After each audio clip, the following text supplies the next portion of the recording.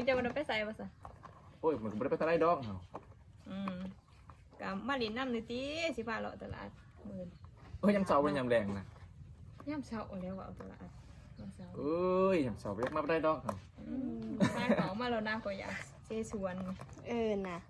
ก็ต้องเบิ่งแลมืออื่นเขาบ้านก็บ้านมืออื่นเสาสิท่านบ่ก็ต้องให้บ่สุกข้างคืนอยู่นี่แหละคืนหนึ่ง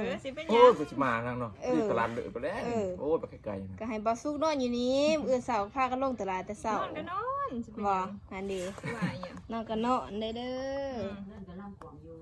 เพื่อนล่างบึงใหญ่สิบุมีบนนอนแต่บ่สุกเนาะบ่สุกไปนอนคนเดียวนะเอานอนน้ำลูกเล่าอันนี้บ่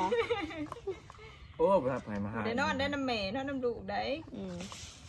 เอ้ยตลาดแล้วป้งกระดองแล้วสิได้นอนนับเอามาหรือแล้วเอ้ยทำมันกระดองมาลินนำกระทำมันจะกระดองว้ายว่าเอาเนาะเทียมมาลายเนาะเทียมมันดุลายทำหาแล้วอยากได้ของพี่อยู่มีได้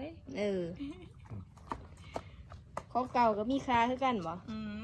ของเก่าก็มีค่าแล้วบ่ร้ายกว่าเก่าโอ้ยเก่าก็ว่าโอ้ยมันลายเก่าเก่าแหงเว้า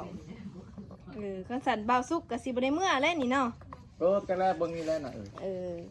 นี่นอนอยู่นี่คืนนึงผู้อื่นเศร้าเวียกก็เมื่อแล้วคันบ่เวียกก็บ่ได้เมื่อดอกบ่มีบ่ละเวียกเฮาบ่ทันมีเวียก